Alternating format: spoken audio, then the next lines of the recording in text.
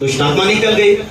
और फिर मैं इसको बोल रहा हूं, ए बंदे, तू है ना पवित्र आत्मा से भर जाएगा, परमेश्वर के ऊपर विश्वास करेगा, परमेश्वर तुझे गिफ्ट देगा अपनी आत्मा की सामर्थ। आज तू दुष्ट आत्मा से आजाद हो गया, लेकिन तू मजबूत होते जाएगा, परमेश्वर की सामर्थ्य से भर जाएगा, तो दूसरों के लिए प्रार्थना करेगा। तेरे हाथ से तो दुष्ट आत्मा को भी निकालेगा, तेरे हाथ से तू क्या करेगा, बीमारी के ऊपर हाथ रखेगा, और जो तुझ में पवित्र आत्मा बैठा है वो पवित्र आत्मा अपनी सामर्थ्य से बीमारों को भी चंगे करेगा। इसलिए तू साधारण नहीं है, तू एक ही काम कर, दुष्ट आत्मा के ऊपर ध्यान मत दे, बीमारी के ऊपर ध्यान मत दे, तुझे मसीह यीशु में बढ़ना है, पवित्र आत्मा से भरपूरी में चलना है।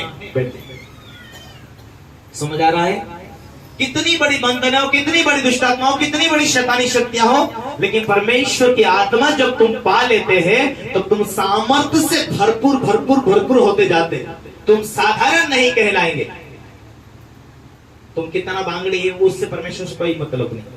तुमने कुकू लगाया है, मान भरा, उससे कोई मतलब नहीं। तुम्हारा दिल अच्छा हो, परमेश्वर की मर्जी पर तुम जीते हो, तो तुम सिंदूर भी लगाकर आए हो, मान भी भर कर आएंगे, फिर भी तुम्हारे अंदर परमेश्वर की सामर्थ भरती भरती भरती बढ़ती जाने वाली है। दिल साफ होना चाहिए। लेकिन बाइबल ये कहती है, स्त्रियों दिखावटी ना हो, अपने आप को महंगा कपड़ा पहनकर सवारती हो, अपने आप को कुछ सोचती हो, लोगों से दिखावटी करना चाहते, वो क्या काम की बातें हो। यदि तुम्हारा मन, तुम्हारा दिल, तुम्हारा हृदय साफ सुथरा नहीं, कड़वाहट से भरी हो, तो ऐसा जीवन से पवित्र आत्मा नहीं भर पाएगा। और ऐसा जीवन लेकर जियोगे तो तुम भर कर जीती हो, बाद में ऐसा जीवन जीते हो, फिर भी तुम स्वर्ग नहीं जा पाओगे। बाइबल इफिसी की पत्री 6 अध्याय 2 वचन में ऐसा लिखा है कि हे बच्चों, अपने माता पिता के अधीन रहो, अपने माता पिता का इज्जत करो। हालेलुया।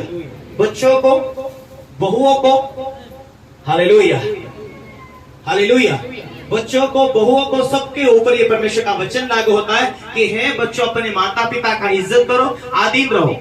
क्यों? क्योंकि उसके साथ परमेश्वर ने वाचा बांधी, वायदा बांधा कि तेरा भला भी होगा और तू लंबी आयु जिएगा। तेरा भला होगा, ये वाचा है। तू लंबी आयु जिएगा, ये तेरे ऊपर वाचा है। यदि तू अपने माता पिता को कसेगा, उनके अधीन नहीं रहेगा, उनका इज्जत नहीं करेगा, तू उसका इज्जत करता हो, माता पिता का जो काम धाम बताते करते जाना, तुझे डांटे फिर भी तू उनके अधीन रहना। क्यों? जब तू ऐसा मानेगा तो वाचा है, लंबी आयु जिएगा, घटना नहीं होगी। तेरा भला का मतलब, तेरा भला का मतलब तू उन्नति पाएगा, काम धाम सारी बातों में सफल होगा, तेरे काम के ऊपर परमेश्वर की आशीष होगी। हालेलुया। जो अपने आप को, जिस स्त्री परमेश्वर के सामने निर्दोष बनाती है कि मुझे परमेश्वर की उपस्थिति में बढ़ना है, मैं तो जीने का मकसद कि परमेश्वर के राज्य के लिए काम आओ, वो उठेगी, प्रार्थना करेगी, उठेगी, अपने पति के अधीन रहेगी, वचन के द्वारा अपने पति से बात करेगा। लड़का हो, अपनी पत्नी को वचन से बात करेगा, माता पिता का अधीन रहेगा। हे जवान लड़कों, लड़कियां, हे बहुओं, तुम्हें परमेश्वर के राज्य में पहुंचना है। तुम्हारे शरीर को तुम चंगा देखना चाहते, तुम्हारे बच्चों को तुम अंधे लंगड़े नहीं जन्म देना चाहते हो, तुम्हारे बच्चों के भविष्य को देखना चाहते, तुम्हारी लाइफ आगे स्ट्रगल ना रहे, आगे तुम्हारी जिंदगी संघर्ष दुख भरी ना रहे, तो वचन को पूरा करो कि मुझे जीना है तो परमेश्वर के राज्य के लिए, जीना है तो वचन को पूरा करके जीना है। मैं विश्वासी हूं, मैं परमेश्वर के राज्य में हूं, और परमेश्वर ने मुझे अपने वचन को पूरा करने के लिए लेकर आया है। मेरा जीने का उद्देश्य है कि मैं परमेश्वर से प्यार करूं। यदि तुम मुझसे प्रेम करते तो मेरे वचन को पालन करो। उसके वचन में लिखा है, बच्चों, अपने माता पिता का अधीन रहो।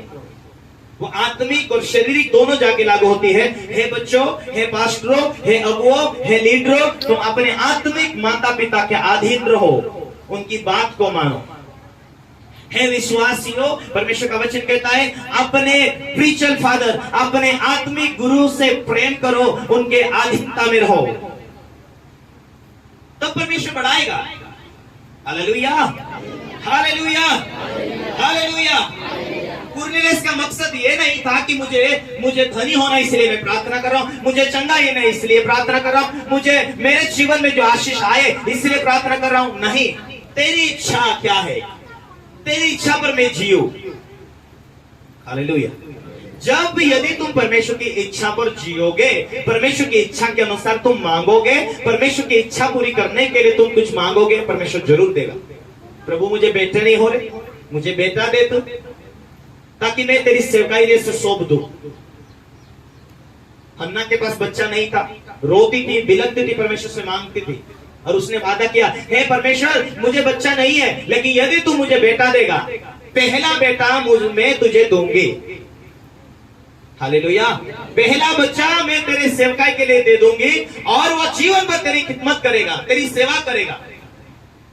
परमेश्वर से दिया, उसकी यह प्रार्थना थी, मेरा लज्जापन दूर हो जाए, लोग मुझे हंस रहे, मेरी सौतन मुझे हंस रही, मुझे मेरी लज्जा तू दूर कर, ताकि जब तू मुझे देगा मैं तेरे राज के लिए दे दूंगी। परमेश्वर ने दिया। ऐसी प्रार्थना कर रही थी वो, परमेश्वर की मर्जी उसकी इच्छा के अनुसार थी।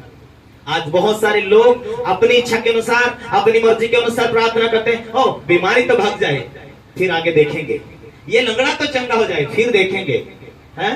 मेरा हाथ तो अच्छा हो जाए, फिर देखेंगे, मेरी मुश्किल तो खत्म हो जाए, आगे सोचेंगे। हाँ, चंगा होने से मतलब अपने को क्या, आगे क्या मतलब। अरे मतलब से प्रार्थना करते, तुम्हारे हृदय को जानता, तुम्हारी आवाज को जानता, तुम्हारे मन की भावनाओं को जानता है वो। अपने मतलब से की हुई प्रार्थना आपको 0.0 मिलेगी, कुछ नहीं। आया क्या, गया क्या। लेकिन परमेश्वर की मर्जी के अनुसार प्रार्थना करेंगे। उसकी परमेश्वर की मर्जी क्या थी? कुरनेलियस प्रार्थना कर ही रहा था। परमेश्वर की मर्जी है, प्रभु इन भीड़ों को तू समझा सिखा। उन परिवार में वो धार्मिक था और परिवार को सही दिशा में लेकर चलता था। हालेलुया।